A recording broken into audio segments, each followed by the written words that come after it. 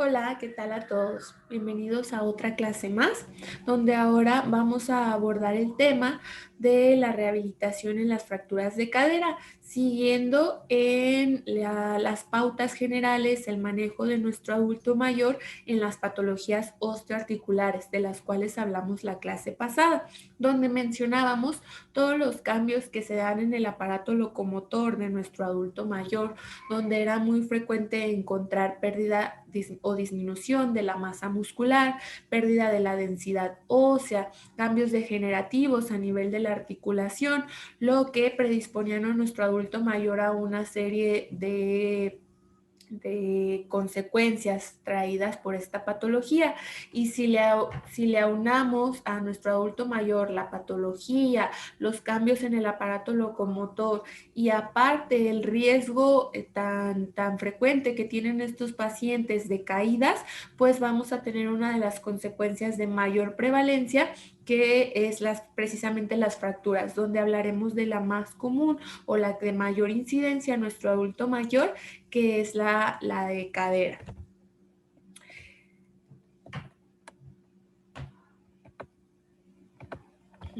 Es importante mencionarla o abordarla como patología principal debido a su alta incidencia.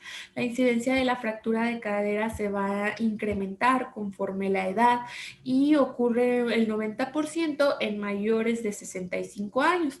Todo esto por los cambios degenerativos de su aparato musculoesquelético, por todos los cambios en cuanto al movimiento, en cuanto al equilibrio. La edad media de presentación es de 80 años promedio, porque hablábamos de que es dentro de este grupo el de mayor prevalencia para caídas por todas esas comorbilidades que se pueden asociar al paso de los años. Y es 2 veces a 3 veces más frecuente en mujeres. La mayoría de las fracturas son resultado de caídas o traumatismos, como podría ser algún accidente automovilístico, pero hay un 5% que no refiere a un episodio traumático previo. Y aquí pudiera ser de importancia aquel paciente que tiene una osteoporosis en grados muy avanzados y que es simplemente su actividad cotidiana la que lo puede llevar a presentar una fractura de cadera, e incluso podría ser asintomático o pudiera generar una movilidad a pesar de la fractura. Tiene una tasa de mortalidad a un año luego de sufrir una fractura de cadera del 15 al 20%, por lo que será muy importante cómo se realiza todo ese manejo, tanto quirúrgico, tanto del proceso de rehabilitación, tanto de su equipo médico, para tratar de reducir esta tasa de mortalidad por todas las cuestiones que se pueden asociar posterior a esta fractura. Y es de las fracturas más comunes son del cuello femoral y las pelvitrocantéricas, que representan el 90% de todas las fracturas a este nivel. Dentro de las manifestaciones clínicas, pues, ¿qué es lo que vamos a tener? El paciente, después de realizar la anamnesis, nos va a referir un antecedente de caída o algún traumatismo de la cadera afectada. Suelen referir dolor en dicha cadera, asociado generalmente a la limitación o imposibilidad de la movilización del miembro afectado. Esto en la mayoría de los casos, aunque puede haber personas que, como lo mencionábamos, no haya un antecedente de traumatismo, o pueden ser personas que, a pesar del dolor, a pesar de las molestias, no les generó alguna importancia como acudir a alguna revisión, porque la persona puede ser capaz de generar todavía una caminata, puede generar movilización de la pierna afectada a pesar de estar presente la fractura. Al examen físico se constata el dolor a la palpación de la cadera afectada, y el miembro inferior, como lo vemos en la imagen, se encuentra acortado y en rotación externa generalmente. Puede haber también aumento del volumen, puede ser que si se dio un evento traumático como alguna caída, se asocie alrededor de la lesión algún hematoma o alguna lesión de tejidos blandos. Dentro del diagnóstico, pues abordaremos principalmente la historia clínica, donde el paciente o sus familiares nos darán todos los datos en torno a cómo ocurrió el incidente y cómo se ha ido presentando la patología.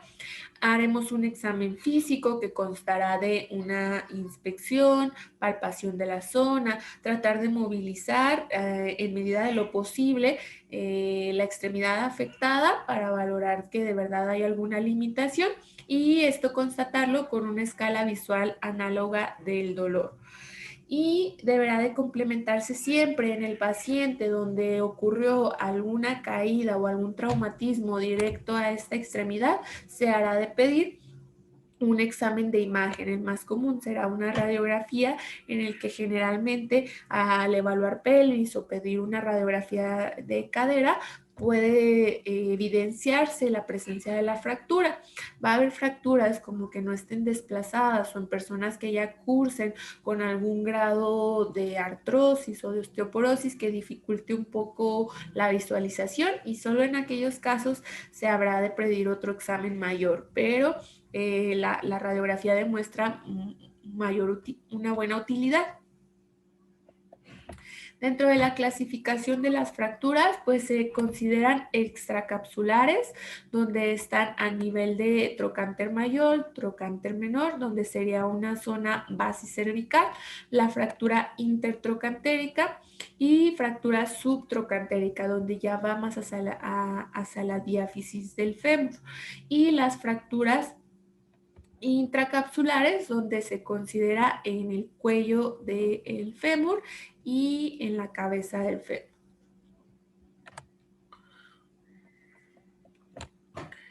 Dentro de cuál es el principio del tratamiento de fracturas por parte del equipo médico, por parte a lo mejor del área de traumatología, que es casi siempre van a ser los encargados de generar la evaluación y de generar el abordaje más específico en esa etapa como de emergencia, siempre se habrá de buscar la reducción y la estabilización de la fractura.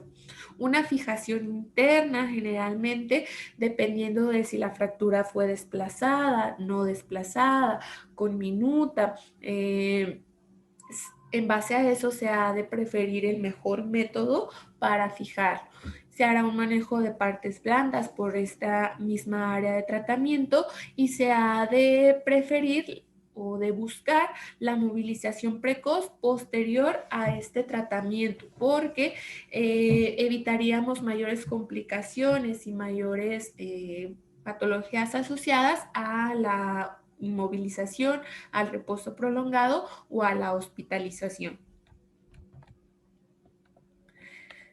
Dentro de los tratamientos quirúrgicos, pues podemos encontrar, dependiendo de dónde haya sido el sitio de la fractura, el tipo de fijación que se ha de utilizar, simplemente con el fin de reducir y estabilizarla, puede ser simplemente con uso de tornillos, canulados o en casos donde se ha preferido por el tipo de paciente un recambio de toda la articulación, pues se hará el uso de las prótesis totales o parciales de cadera.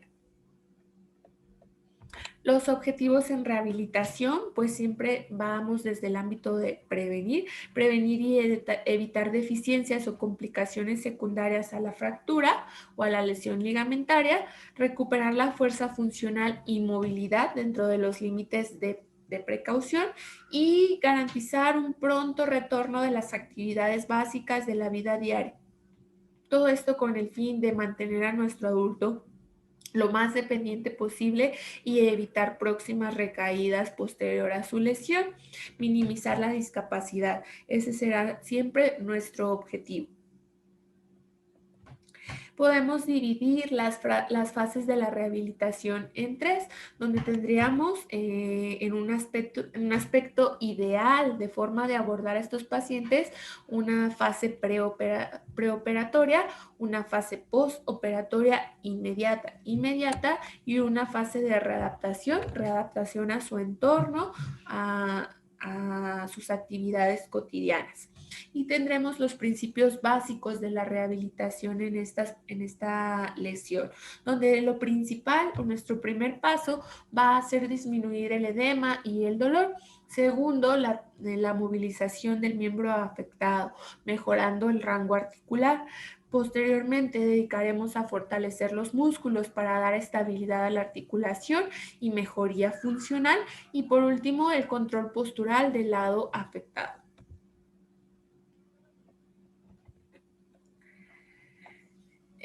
La rehabilitación en una fase ya postquirúrgica se tendrá que primero hacer una valoración desde el punto de vista fisiátrico, teniendo presente cuál fue el tipo de fractura, si fue intracapsular o extracapsular, si fue desplazada o no desplazada, si se consideró estable o inestable. Y conocer también cuál fue el tratamiento impuesto por el ortopedista. Generalmente en fracturas intracapsulares se realiza una prótesis parcial o total y esta nos garantiza o generalmente se logra una deambulación temprana. Y en fracturas extracapsulares se prefiere una reducción quirúrgica más material de osteosíntesis. Y en estas fracturas la rehabilitación es un poco más prolongada por el tiempo de consolidación ósea en torno a este material de fijación. Y 3, valorar el estado muscular y articular, valorarlo en cuanto a condiciones de qué tan atrofiada está la musculatura, qué tanta fuerza puede realizar el paciente y cómo se encuentra nuestra articulación. Vamos a hablar primero de los principios de la rehabilitación en fracturas tratadas por osteosíntesis. Son las fracturas de la región troqueantérica, y en estos casos se prefiere una fijación por osteosíntesis con placa y tornillos de compresión, como podrían ser fijadores tanto externos como fijadores internos. Y en las fracturas del cuello femoral no desplazadas se recomienda la estabilización interna con los tornillos de compresión canulados.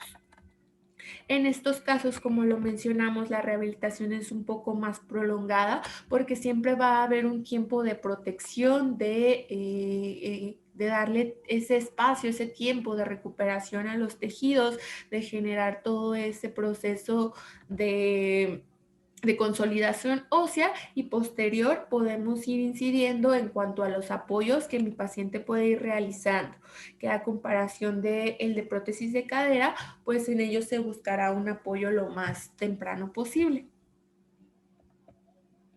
Y en estos pacientes, pues la etapa postquirúrgica la podemos dividir por etapas, donde será alivio del dolor y edema, mejorar y mantener rangos de movimiento, mantener y mejorar la fuerza, mantener y mejorar la sensibilidad y propiocepción, mantener y mejorar la función y prevenir mayores complicaciones. Entonces, en los primeros 7 días podemos hacer uso de nuestras ayudas como son los medios físicos, donde busquemos principalmente la analgesia por medio de corrientes y la desinflamación con crioterapia. Las movilizaciones de tobillo serán muy útiles también para favorecer el retorno venoso. Haremos movimientos activos asistidos de caderas en rangos sin que genere mayores molestias a mi paciente, y puedo comenzar con ejercicios isométricos de miembros inferiores para garantizar que no haya ningún desplazamiento del material de osteosíntesis. Ejercicios libres para miembros superiores y practicar los cambios posturales desde decúbito hasta posición de sedestación. En bipedestación, pues tenemos que enseñar a nuestro paciente a cómo caminar con el andador, todavía en este punto sin descarga de peso sobre la extremidad. Y pues tendremos que enseñar todas esas recomendaciones articulares para prevenir complicaciones de la cirugía. ¿Sí? Enseñar cómo sería el correcto posicionamiento al momento de dormir, al momento de levantarse o al momento de tratar de mover la pierna. En la etapa 2, de los 2 días a las 6 semanas, igual podemos hacer uso de nuestros agentes analgésicos, un masaje de drenaje linfático y movimientos asistidos, tratando de llegar a que sean libres. Los movimientos de la cadera y de la rodilla van a ir aumentando progresivamente. Posterior a eso ya podemos hacer ejercicios activos libres, donde ya sea con desplazamiento articular, pero todavía sin carga de peso, y el equilibrio y la propiocepción podrá trabajarse simplemente en apoyo sedente o trabajar cargas de peso progresivas en nuestra pierna. Y podemos trabajar también ejercicios respiratorios y circulatorios para prevenir complicaciones mayores por la falta de descarga total de peso. Si seguimos progresando en nuestra etapa 3 de las 8 a las 12 semanas, podemos trabajar para mantener el rango óptimo de movimiento en hidroterapia, donde habíamos comentado que se reduce el peso corporal y nuestro paciente puede hacer mayor movilidad sin someter a esa articulación todavía a una carga excesiva.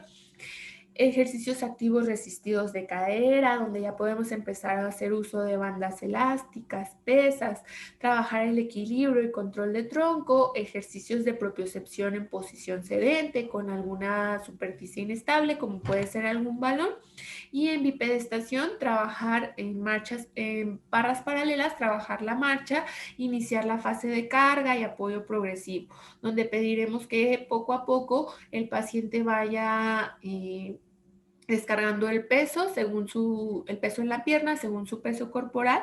Podemos empezar por un 10% e ir aumentando en cada sesión. Dentro de las movilizaciones, pues nuestro objetivo será que llegar a lograr la máxima movilidad de cadera y rodilla, ejercicios en cadena cinética cerrada, igual con mayor peso o bandas elásticas, y adecuado alineamiento donde trabajemos equilibrio, estabilidad y propiocepción. Toda nuestra reeducación de la marcha en estos pacientes tratados por osteosíntesis será un poquito más prolongado debido a ese tiempo que dimos de consolidación. Se considera que la rehabilitación puede tardar hasta 4 meses en lo que llevemos a nuestro paciente a una marcha correcta, sin compensaciones, y todo esto lo combinemos con el empleo de terapia ocupacional para poder llevar a nuestros adultos mayores a sus actividades cotidianas lo más pronto posible. Incluso todos nuestros ejercicios deberán de simular todas esas actividades importantes a realizar en mi adulto mayor, como es la caminata, subir y bajar escaleras, realizar alcances, enseñarlo a sentarse y levantarse para que pueda hacer uso del retrete, etc.